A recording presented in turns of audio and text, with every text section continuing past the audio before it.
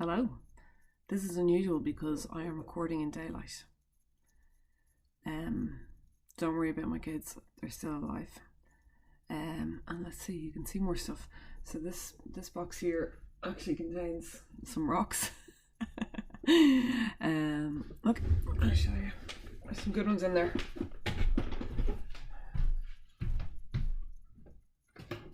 About these jeepers.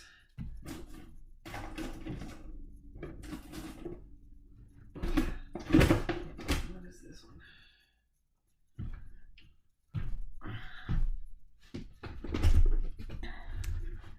Yeah, that's nice crystals.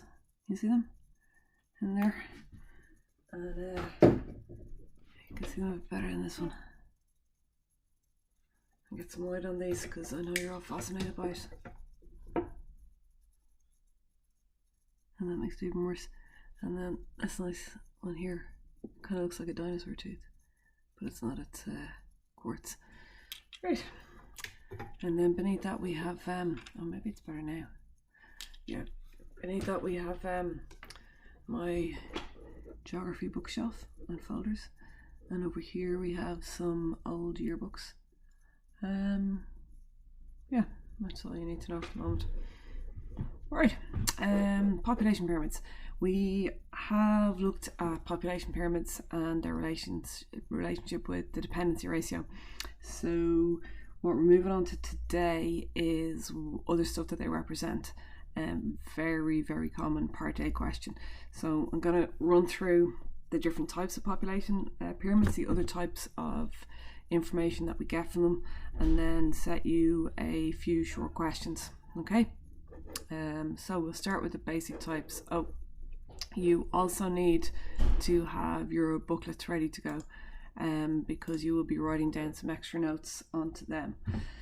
So let's start on page 32 of your booklets, and you have these diagrams here, so I'm going to run through them. There are three types of population pyramids, and you know what type one is by looking roughly at its shape. And this does come up as a short question as well.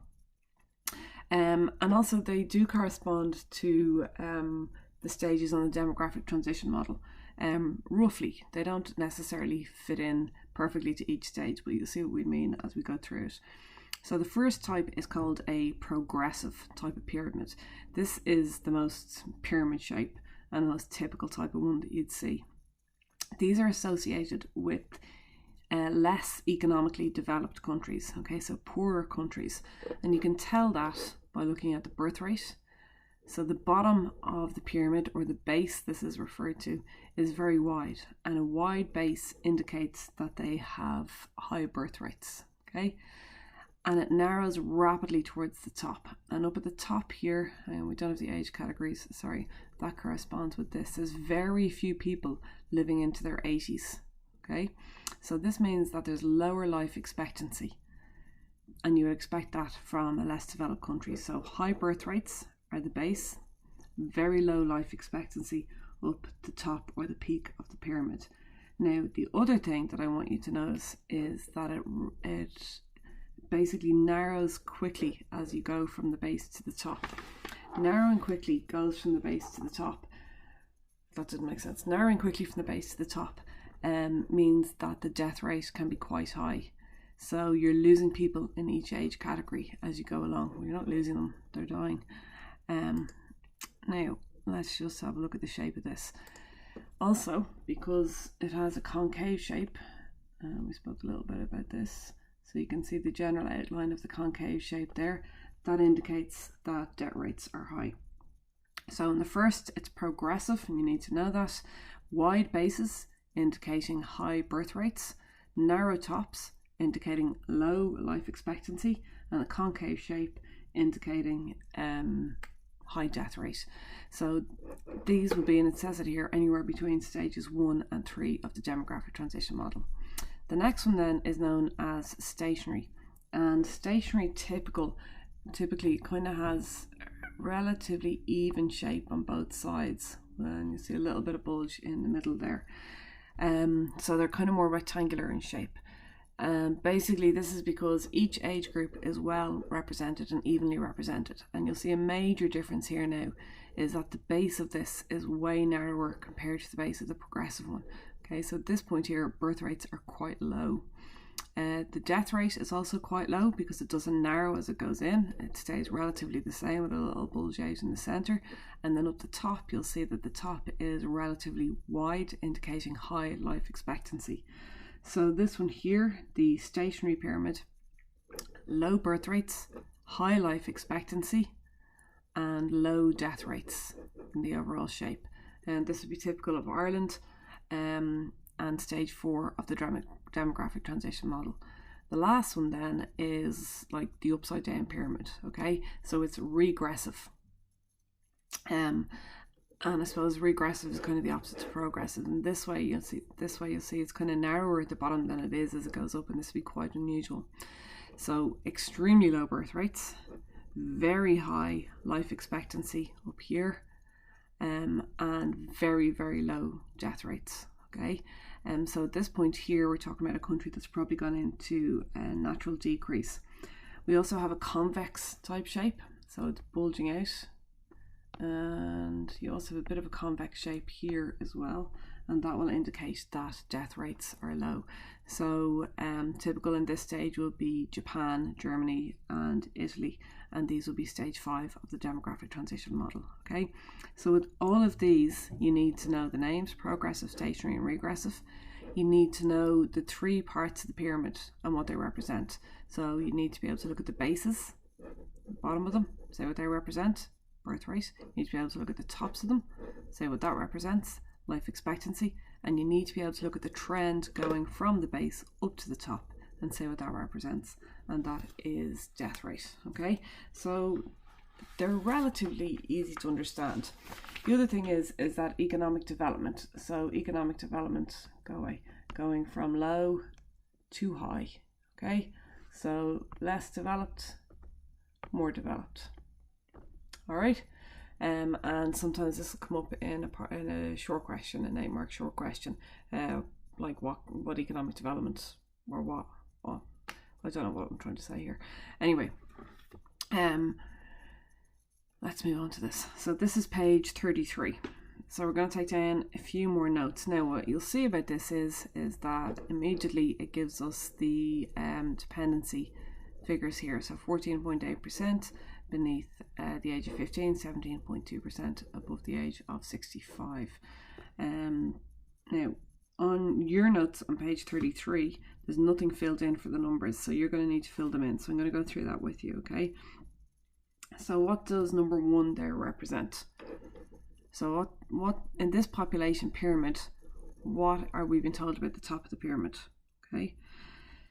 So what you want to write down here is that this pyramid is relatively wide at the top, and this will indicate high life expectancy. Okay, sorry, not high, long life expectancy is better to use there. So wide top indicating long life expectancy, meaning that this is quite, this country or this region has a high proportion of elderly people. So even if you come down here, you'll notice about 1% of males and about just over 2%. So just over 3% of this population are over the age of 80, which is very high. And this will tell you here that 17% of the population are over the age of 65. Okay, sorry, I've gone on too much. So what I want you to write is that there is a wide top indicating long life expectancy and a high proportion of old people, right? So in this country or this region, they probably have high pension costs and they need health services for elderly people. Okay, so in this country, they have high pension costs and they need healthcare services for elderly people. So wide at the top indicating long life expectancy. There's a high proportion of old people, about 3% into their 80s, and then in this country there's going to be high pension costs and they need health services for elderly people. Okay, the second one here, so looking at the right hand side of the pyramid, you see that it's nearly double the left hand side. Okay, so the right hand side of the pyramid is almost double the width of the left hand side, and this indicates that women live longer than men, which is true the world around because we are basically better. Okay, oh, you're not writing that. All you're writing is that at the very top of the pyramid, it's almost double the width on the female side than it is on the male, indicating that women have longer life expectancy or live longer than men. All right, coming down here, this is unusual. So see the way there's a bit of an indent or a little bit thing going in. Why would that have happened? I ask myself, because nobody's going to answer. This has happened. So basically, the 35 to 39 age category, right? So you would expect it to kind of stay stationary, but it's not. Now, this could have happened for two reasons. It could have happened because there was a period of out-migration. All right? So maybe when these people were in their 20s, there was a lack of jobs in this country and they all left. So this age category now has less than the one above and the one below. Does that make sense? The other thing could be is that it's a temporary high death rate. So something happened to affect this part of the population. That could be famine, war, anything like that. So which of those two is the more likely explanation? Out-migration or famine and war? Correct. Out-migration. The reason being, this population is one, or this population pyramid represents a developed country and not a less developed country. And you're less likely to have deaths from like famine, disease and war in more developed countries. So the explanation is probably out-migration. Okay, so this is what you're writing. There's a temporary indent, and this most likely indicates that there was a period of out-migration when people left the country. Okay, temporary indent indicates a period of out-migration when people left the country. And then you're going to add to that, if it was a less developed country, it could possibly indicate a high death rate due to war or famine. So if it was a less developed country, it could possibly indicate a high death rate due to war or famine. Right, number 4. What is this percentage? So this percentage is the percentage of the population aged 65 or over. So percentage of the population aged 65 or over. This age group is referred to as being economically dependent because they are no longer working and they depend on the economically active section or the working section of the population and the state. All right, I actually can't remember what I said there, so you're going to have to rewind and pause to write that in. 5 at the base, so coming down here, so there is a narrow base, and this indicates low birth rates. Okay, and you can see that over the last few years the birth rate has been dropping, okay, for the last 20 years. So narrow base indicates a low birth rate. This birth rate has been declining over the last 20 years. All right.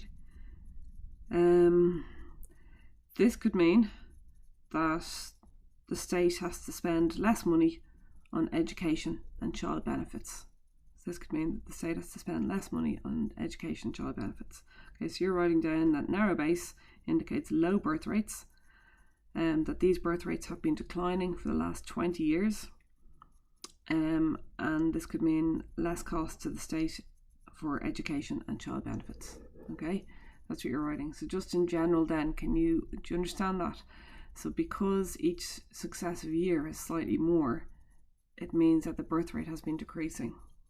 Okay, last one there, number 6, we've got this kind of weird bulge coming out of the side here, and this is a temporary bulge because it's not continued. So what do you think this might indicate? Well, if the indent meant out-migration, then it's possible that the bulge is in-migration. Okay, so this temporary bulge probably indicates a period of in-migration. So not much else you can say about that. It could also represent baby boom years. So sometimes we have certain years where the population just has more babies. This actually happened during the recession after the Celtic Tiger. There was a higher birth rate. Now, writing all this down. There was a higher birth rate because people were out of work and they had built-in childcare. So if there was a mother at home or a dad at home, they didn't have to pay for childcare costs, and the birth rate increased. So what you're actually writing for this is there's a temporary bulge which could indicate a period of high immigration. It might also have been a baby boom in the past where birth rates were higher. Okay, so there are all of the key elements, and you need to write those in on page 33 and 34 of your notes. Now, going to page 34, at the bottom there, it says the general shape. That's the last category there. So on page 34 for number 6, it says the general shape. How would you categorize that pyramid? So is it progressive, stationary, or regressive? It's stationary, okay?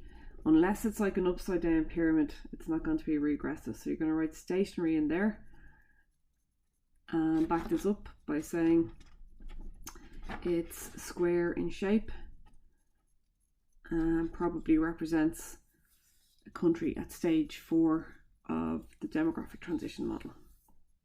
All right. Then at the end of page 34, how is the information on population pyramids used? We've talked a bit about this in terms of the dependency ratio. But basically, the most important thing is that they allow for governments to predict the future needs of the population. So if a government was to look at this at a glance, they're very useful tools. They would see, okay, we're doing the budget. We need less expenditure on childcare places. We need less teachers, and we can divert that money and put it into pension costs and residential homes and healthcare for elderly people. Does that make sense? Okay, so at a glance, you can see what's coming down the line for governments.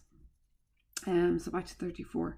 So what kind of government departments use them for? For example, the Department of Education and Skills. Don't get me started on them. Don't get me started.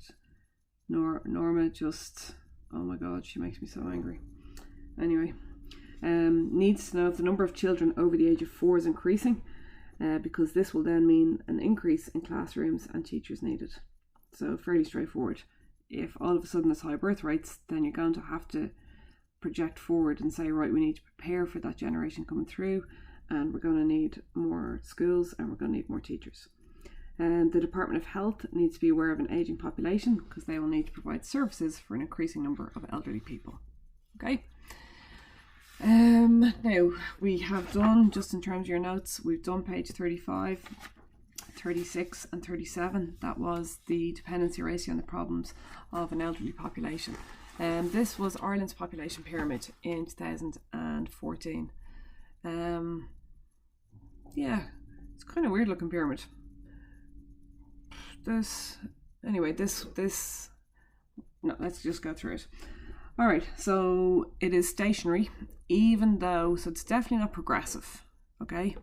It's relatively square, all right, and it's definitely not an upside down pyramid, so this is stationary. Because it's Ireland, we know we're not a developing economy, so it's definitely not progressive. And will you just note here a slight difference? So far we've been looking at one where these figures in percentages, but this is given us twos in thousands. All right, so you just need to be wary of the units of measurement, and then we have the years as normal there. So the features of this are, first of all, an aging population. There is a huge chunk of people up here in this section. Okay, it's a huge chunk of elderly dependents. Again, women living, well, like 3 times longer than men. So even in the category 85 years and over, we've got that's about 20,000. That's about 40, 15, 20, maybe about 40,000 people aged 85 plus, which is pretty big. Now there's a narrowing in this bit here. Do you see this? So from 15 to 29. Okay, there's a weird narrowing in the pyramid there. Okay, and the categories under the age of 14 show an increase over the 15 to 19, which is weird. Okay, so below here we have an increased birth rate. So these, what I'm trying to say there is that's kind of complicated. Where's the pen yoke? Why do I always put this down? So basically these categories here, okay, 0 to 14, are all bigger than kind of these categories here. All right, so why is this? Basically, from about 4 to 8 years ago, we need to update your notes there. So from about 12 years ago, so from about 2008, women began having more babies. Okay, so this is in 2014. Then 8 years prior to that, or 4 to 8 years prior to that, would have been about the end of the recession in Ireland. So this corresponds with the beginning of the recession. With more unemployment and a less hectic pace than in the Celtic Tiger years, people have had more time to focus on family rather than careers. Also, if there are unemployed adults in the family, this could have helped with childcare. So basically, we're seeing this weird pattern here, where there have been more kids born over the last few years because there was a baby boom at the end of the recession. Also, what happened was that during the Celtic Tiger, a huge amount of young people immigrated into Ireland. So people in their early 20s, and they ended up staying here. So we had a huge injection of people, of couples coming into Ireland who would have been ready, 8 years later to start a family. So that, combined with the baby boom, has meant that there was an increased number of women in Ireland generally having babies. So what is the implications of this population pyramid? Well, there's two things going on. The ageing population will need access to healthcare, and there will be the problem of pension costs, but also there's going to be a huge amount of children entering the education system, and more schools and teachers will be needed. Okay, and so that's the first type of question you could be asked. You could be asked for the type, you could be asked what the features are, you could be asked to explain those features, and then the implications for future planning. The other thing you'd be asked is to look at change over time. So this is population pyramids of Japan. Sorry, the last slide there is on page 38, and this is page 39. So do you see that they have gone from a progressive population pyramid through to a stationary population pyramid? Hang on, there's a different one in your notes, is there? Yeah, let me get that. Sorry, I'll pause this. Okay, so this is the one that's in your notes on page 39. Yeah, I remember I updated this because these were more recent population pyramids. So ignore the notes for a minute, we'll just take a look at this. So can you see in the 1950s, what type is it? It's a typical pyramid type, okay? So in the 1950s, it had a progressive population pyramid. By the time it got to 2010, you can see we have a relatively kind of rectangular shape there. So it's gone, it's stationary. And I suppose I should write progressive here. And the final one there, so this is into the future. So this is what it's projected to look like in 2050. Can you see that the pyramid is starting to become inverted and looks upside down? So that is regressive. So over the space of 100 years, it's gone through the three types of population pyramids. In the 1950s, it had a progressive population pyramid. It would have been a lot less developed around stage 2 of the demographic transition model. Family size is much bigger, okay, and you can see that in the birth rates here. And there was a baby boom after the 2 world wars. So again, a very wide base indicating high birth rates. This resulted in a wide base, and a large proportion of the population was aged between 0 to 15. So 35% of the population were aged between 0 to 15. Okay, only 4.9% were 65 and older, so low life expectancy. And then they had a relatively decent sized economically active section of the population there. From the 1950s, it became more developed and the population began to decline. We can see that in the low base here. This was due to an increase in education and a higher status of women in society. So by 2010, the base of the pyramid had reduced significantly, reflecting falling birth rates. By 2010, Japan had progressed to stage 4 of the demographic transition model. It had now reached the final stage of the cycle. What does that mean? Oh yeah, population cycle. The demographic transition model is also known as the population cycle. But then there's stage 5. Okay, I'm confusing myself. The fertility rate is now 1.3. Okay, so well below the replacement levels of 2.1. And the shape has changed from progressive to stationary, with the base of the model narrowing. Now, the percentage of people over the age of 65 is now greater than that of under the age of 14. So that's a massive shift from the 1950s. So as they're becoming more developed, people are living longer, and for the first time, they have people living into their 90s and even into their 100s. Mostly women. Woohoo! I have nothing against men. It's just, nice to know that we live longer. Japan is said to have a greying population or an aging population. Excuse me. In 2017, the average life expectancy was 87. That's whopper.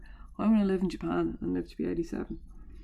Right, at the moment, so in 2021, they still are in the stationary model, but projections show that by the time they get to 2050, they have a more inverted shape. Okay, as the bulge in the center, this bulge here, moves further towards the peak. So if you look at this 30 years on, okay, so all of these people here in their 30s and 40s are then going to be 30 years ahead. So they're going to be in their 60s and 70s. So they move up here. All right. If current trends continue, they'll have this regressive shape. If the birth rate continues to remain below replacement level, and you can see they're projecting extremely low birth rates here, the population will age dramatically, with 40% over 65 years of age. Life expectancy will continue to increase as improvements in healthcare are made. So this is a kind of crazy situation that they're going to be in, with 40% of their population over the age of 65 and only 8.6% under the age of 15. Okay, and it's going to put massive pressure on their economy as they go through this. Right, so that brings us to the questions. So the first one there on page 40 of your booklets. I'm just going to run through these really quickly. What percentage of females? 10 to 14. That's easy enough. What age group is the largest? That's easy enough. Are there more males or females in the age of 84? That's fine. Calculate the percentage of children and just pay attention there in 0 to 4. It's both male and female. Are there more males? That's okay.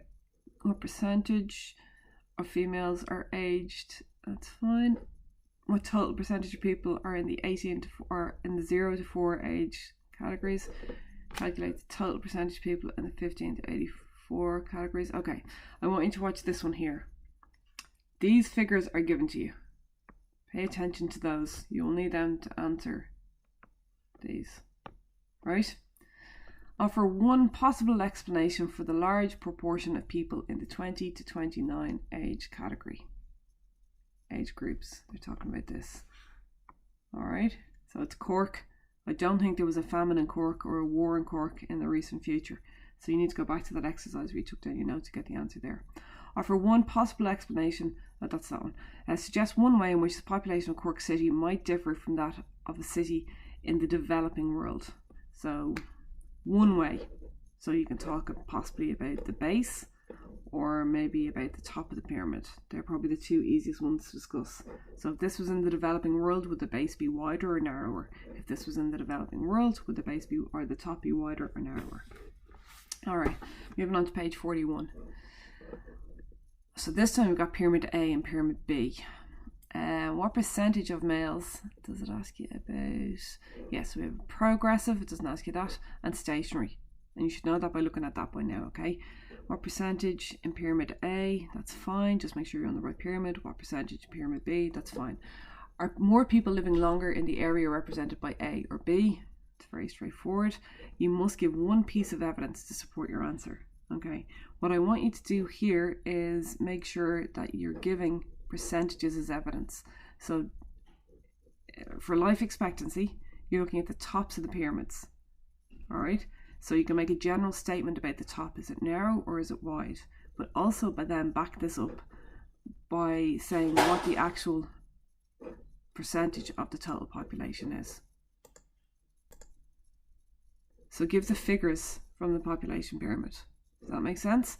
So for example, if you wanted to read out the total percentage of males in their 80s, then here it's just over 2%. Alright, so when you're answering this question here, you're giving one piece of evidence, but back it up with statistics from the pyramid. Which of the pyramids represents a developing country? Name an example. Grand. Briefly explain 2 challenges facing an economy with a population pyramid similar to B. 2 challenges. The first challenge you will find up here. Well, you could say that that is the challenge, or that is the problem, and that there are 2 challenges associated with that problem. Does that make sense? So the economy in pyramid B, the problem for that is an aging or greying population, and state 2 challenges associated with that. That might be an easier way to answer it.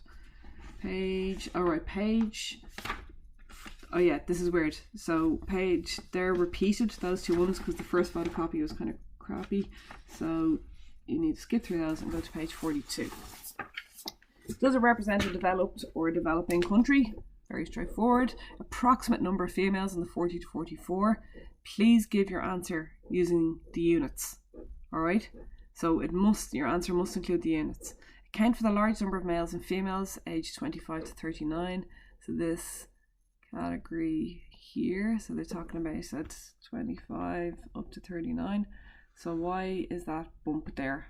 There's 2 possible reasons why that could be there, okay? And we've talked about both of them. Identify one problem which this country may face in the future as a result of its population characteristics. Again, look at this. These people are ancient. So that is probably the easiest problem to discuss. Alright, here we have Ireland in 2011. Percentage of population was male, that's grand. What percentage is total population? So it's total, so it's both year groups. More males or females over 75, you don't even need to look at it.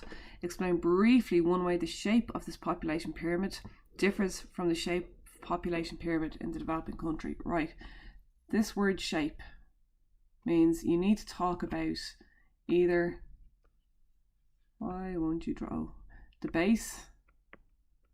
Why is there a delayed reaction here? Go back. The base. Oh God, the pen is like it's like Harry Potter here. It's taken on a mind of its own. It seems to be controlling the PowerPoint. You go away now. The base, the top. They're the 2 easiest ones, or the shape as it goes up. All right. So one way. So choose either the base or the top. Say how it would differ to the base or the top in a developing country. You've got to use the words wider, narrower, etc. And then briefly explain what that refers to. What rate does it refer to? The birth rate, the death rate, life expectancy. Okay. 2 SRPs. Ladies, your last part A's didn't have enough development. Oh my God. I wonder, could I get this to magic me up smokestack burger from Eddie Rockets? Maybe not. And then name 2 ways population pyramids are used. So that means, how do governments use population pyramids? Right, page 43. Oh no, is that wrong? I have a different population pyramid on page 43. And this is page 44. Let me just have a look at page 43's one. Oh, that was page 43. Sorry. This is page 44. Alright, this is straightforward, this is straightforward, this is straightforward, that's straightforward. Okay, and again, state 2 ways the structure differs from the structure.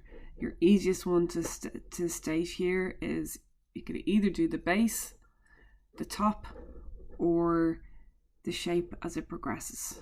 Alright, but the base and the top are the 2 easiest ones to stick with.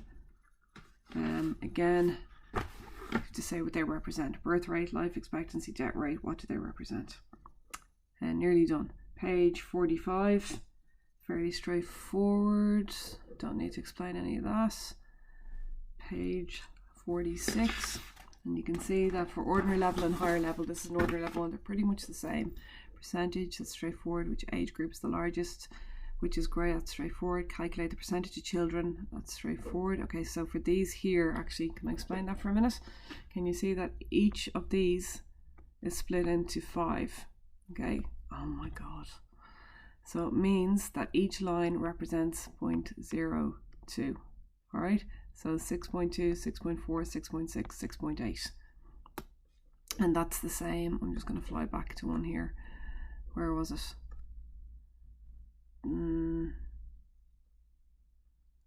No. Yeah. So here, see here, note each of these small divisions represents 0.2% of the population. Okay, so pay attention to those as well. I bet you I'm going to go past it. No, there we go. Grant, explain one way this population pyramid differs from the population pyramid of a city in the developing world. Okay, so either choose the base or choose the, choose the top. What am I saying? This one actually gives you the figures. Even easier. Right. Is that the last one? Yes, it is. Now, where am I going? I don't want to take a screenshot. Okay, so there's a fair bit in that. That's 1, 2, 3, 4. Yeah, I'm not even going to count them. There's a fair few bits there. So I'm going to give you 2 days to get these done. And then on Thursday, we're going to look at a potential long question on population pyramids. Really want to get this boxed off this week. I'd be delighted if we could get this done this week. But please get in touch if it's too much. Now, don't be taking the mick. Like, if it's manageable, just do it. All right. But I don't want to be moving ahead if you're not doing these part days. These part days are so important. This is where you can get 30 out of 30 or 20 out of 20, but it won't magically happen unless you've practiced them. All right. So I really want you taking your time and answering these correctly. As with the last ones, I'm going to put up an assignment and I'm going to get you to post yours there, and then I will follow that up by posting the sample answers for you so you can transfer them in. So basically this presentation and those part A's will be, what day is it today? I'll be posting them tomorrow. Will be Tuesday, Wednesday's class. Is that okay? Like I said, rather than ignoring it and not doing it, just let me know if it's too much. If so, I want these done by Wednesday afternoon, like Wednesday 4 o'clock. Is that okay?